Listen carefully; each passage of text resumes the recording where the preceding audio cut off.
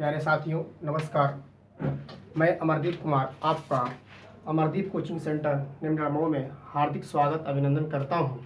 आज हम एक और वीडियो के साथ आप लोग के सामने जो पढ़ेंगे क्रिया और क्रिया के भेद, जो UP TET, C TET, super TET या अन्य भी कॉम्पिटिटिव एग्जामों के लिए बहुत ही महत्वपूर्ण है। तो सबसे पहले हम लोग जानेंगे क्रिया क्या होती है और इसका उपयोग कहाँ कहाँ किया जाता है। चलिए देखते हैं हम लोग क्रिया। क्रिया जिस शब्द से किसी काम का करना या होना समझा जाए उसे क्या कहते हैं? क्रिया कहते हैं। यानी सिंपल सी भाषा में हम समझ सकते हैं कि जिससे हमें कुछ करने का क्या होता है, बोध होता है, उससे क्या कहते हैं? क्रिया कहते हैं। अब बात यह आती है कि क्रिया होता क्या है, हम कैसे जानेंगे? इसे पढ़ना, लिखना, खाना, जाना, नहाना, ये सब क्या है? क्रिया है। क्रिया जो होता है बनता कैसे है? बनता कैसे है? तो मूल धातु के साथ जब हम प्रत्यय को जोड़ देते हैं, क्या कर देते हैं? मूल धातु के साथ जब हम प्रत्यय को जोड़ देते हैं तो हमें क्रिया प्राप्त हो जाती है। जैसे कि आगे हम देखिए क्या लिखा गया है, मूल धातुओं से में कुछ प्रत्ययों का प्रयोग करके क्रिया बनाई जाती है, इसलिए मूल धातु को क्रिया का मूल अंश कहा जाता है। यानी किसको क्रिया का मूल अंश कहा जाता है? मूल धातु को। अब बात देखिए, जैसे चल जो है ये मूल धातु है, इसमें अना प्रत्यय जोड़ने से चलना बन गया। ये हमारा जो है मूल धातु है, क्या है? मूल धातु है। ये क्या है? प्रत्यय है। तो ये दोनों के योग से क्या बन गया? चलना बन गया। फिर जो है मूल धातु है और अना प्रत्यय है, फिर मूल धातु को अना प्रत्यय के साथ जब हम जोड़ देंगे तो क्या बन गया? फेरना बन गया। उठ मूल धातु है, इसको अना प्रत्यय के साथ जब जोड़ देंगे तो क्या बन जाएगा? उठना बन जाएगा। किसी भी वर्ण के जब नीचे वर्ण के नीचे जब क्या लगा देते हैं? हलंत लगा देते हैं, तो इससे ज्ञात होता है कि वह पूर्ण नहीं, क्या है? आधा है। तो ये हमारे रहे मूल धातुओं के योग से। अगर मूल धातुओं में अगर हम क्या जोड़ देंगे? प्रत्यय जोड़ देंगे तो हमें क्या मिल जाएगा? क्रिया मिल जाएगा। अब देखिए इसके बाद, जैसे ये सब तो हम समझ लिए, इसके बाद जो होता है क्रिया के भेद। क्रिया के दो भेद होते हैं। क्रिया के दो भेद होते हैं। पहला होता है सकर्मक क्रिया और दूसरा होता है अकर्मक क्रिया। तो साथियों हम लोग देखेंगे सकर्मक क्रिया में क्या होता है। तो देखते हैं, जो क्रिया कर्म के साथ आती हो, जो क्रिया कर्म के साथ आती हो, अर्थात जिस क्रिया का फल कर्ता को छोड़कर कर्म पर पड़ता है, उसे हम सकर्मक क्रिया कहते हैं। यानी कर्ता पर न पड़ के किस पड़ता है? कर्म पर पड़ता है। इस प्रकार की क्रिया को हम कहते हैं सकर्मक क्रिया। सकर्मक क्रिया में देखिए, राम पानी पीता है, राम पानी पीता है, बस चलाई जाती है। तो इसमें देखिए, या और हम ले लेते हैं, जैसे कि राम पानी पीता है, इसमें जैसे कहा गया राम पानी पीता है, राम पानी पीता है, यानी इसमें देखिए क्रिया जो है सकर्मक है। पानी को क्या करता है? पीता है। बस चलाई जाती है। अब उसके बाद आता है अकर्मक क्रिया। ये हमारा दूसरा था। अकर्मक क्रिया हम किसे कहते हैं? अकर्मक क्रिया के साथ कर्म नहीं।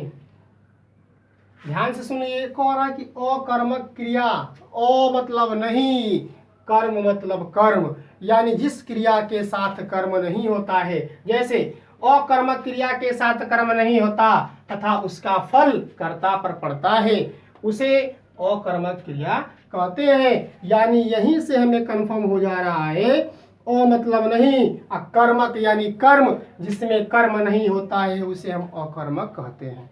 जैसे सोहन हंसता है, राम कुर्सी पर बैठा है, ये सब जो है हमारे अकर्मक क्रिया के उदाहरण है। जैसे हम ले लेते हैं, कर्म का अभाव है, यानी ध्यान से सुनिए, इसमें कर्म क्या नहीं है, इसमें भी कर्म नहीं है, तो ये सब जो हमारे हो गए अकर्मक क्रिया के क्या हो गए, उदाहरण हो गए।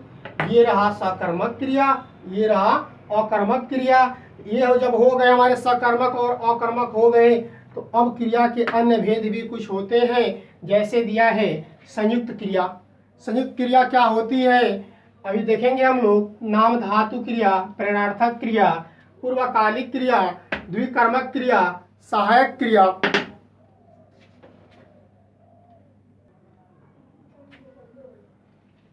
क्रिया के अन्य भेदों में जैसे है संयुक्त क्रिया, इसके बारे में हम पढ़ेंगे।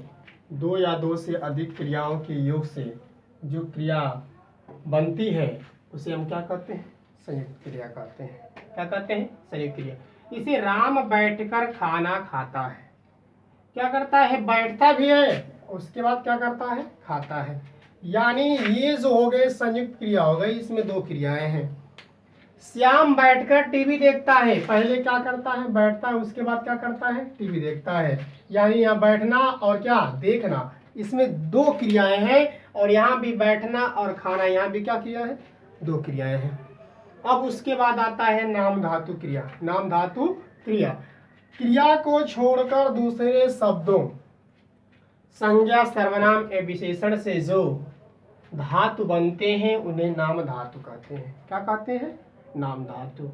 जैसे अपना का क्या हो जाएगा, अपनाना, गरम का क्या हो जाएगा, गरमाना आदि। ये सब जो होते हैं नाम धातु क्रिया के अंतर्गत आते हैं। उदाहरण के लिए अगर हम ले लें, लुटेरों ने जमीन हथिया ली, लुटेरों ने जमीन हथिया ली। इसमें अगर हम दूसरा ले लें तो हम लिख सकते हैं, दूसरा क्या लिख सकते हैं, गरीबों को अपनाना चाहिए, गरीबों को अपनाना चाहिए। ये जो होगा नाम धातु क्रिया के अंतर्गत आएगा। अब आता है प्रेरणार्थक क्रिया। प्रेरणार्थक क्रिया में क्या होता है, एक दूसरे को प्रेरणा दी जाती है। क्या दी जाती है, प्रेरणा दी जाती है। जिस क्रिया से ज्ञात हो कि कर्ता स्वयं कार्य को न करके क्रिया अन्य को कार्य करने के लिए प्रेरणा देता है, वह प्रेरणार्थक क्रिया कहलाती है। जैसे लिखना से क्या हो जाएगा, लिखवाना हो जाएगा, करना से करवाना। अब देखिए यहाँ पे लिखना का क्या था, लिखवाना था, करना का क्या था, करवाना था। तो ऐसे ही मैंने पत्र लिखवाया, यहाँ खुद नहीं लिख रहा है, दूसरे से क्या कर रहा है, लिखवा रहा है। यानी प्रेरणा देकर उससे क्या कर रहा है, लिखवा रहा है। पूर्वकालिक क्रिया में क्या होता है, ध्यान से देखेंगे। पूर्वकालिक क्रिया में ध्यान से देखिए क्या होता है। जब कोई कर्ता एक क्रिया समाप्त करके दूसरी क्रिया करता है, तब पहली क्रिया पूर्वकालिक क्रिया कहलाती है। जैसे यहाँ पे देख लीजिए, वह खाना खाकर सो गया। पहले क्या किया, खाना खाया, उसके बाद क्या किया, सो गया। तो इसमें पूर्वकालिक क्रिया में क्या आ जाएगा, पहले क्या किया, खाना खाया, उसके बाद सो गया। वे पढ़कर चले गए, पहले क्या किया, पढ़ा, उसके बाद चला गया। ये सब जो होते हैं पूर्वकालिक क्रिया के अंतर्गत आते हैं। अगला हम देखेंगे द्विकर्मक क्रिया। द्विकर्मक क्रिया यानी नाम से ही कन्फर्म हो जा रहा है कि इसमें कर्म कितने होंगे, दो होंगे। द्वि मतलब दो, कर्मक यानी कर्म क्रिया तो जानते ही हैं, वह क्रिया जिसके साथ दो कर्म प्रयोग में लाए जाते हैं द्विकर्मक क्रिया कहलाते हैं। जैसे राम ने श्याम को हिंदी पढ़ाई। पहली बात तो एक कर्म यहाँ पे श्याम हो गया, दूसरा क्या हो गया, हिंदी हो गया। इसमें कर्म कितने हो गए, दो हो गए, इसलिए ये क्या हो गया, द्विकर्मक हो गया। अध्यापक ने छात्रों को हिंदी पढ़ाई, यहाँ भी दो कर्म हो गए, इसलिए ये क्या हो गया, द्विकर्मक हो गया। अब आता है अगला, द्विकर्मक के बाद आता है सहायक क्रिया। इंग्लिश में बोलते हैं हेल्पिंग वर्ब। सहायक क्रिया मुख्य क्रिया के साथ प्रयुक्त होकर अर्थ को स्पष्ट एवं पूर्ण करने में सहायक होती है। यानी जब तक कि सहायक क्रिया नहीं लगता है, हमें ये नहीं ज्ञात हो पाता है कि किस काल की बात की जा रही है। जैसे मैं घर जाता हूँ, इसमें सहायक क्रिया से हो क्या हो गया, हूँ है जो क्या है, सहायक क्रिया है। मोहन सो रहा है, इसमें रहा है क्या है, सहायक क्रिया है। अगला उदाहरण लेना चाहते हैं, हम ले लेते हैं सीता बाजार गई थी, वो उसमें भी क्या है, थी जो है सहायक क्रिया है। ये रहा आपका क्रिया से रिलेटेड टॉपिक। अगर वीडियो अच्छी लगी हो तो लाइक कीजिए, शेयर कीजिए, सब्सक्राइब कीजिए। धन्यवाद।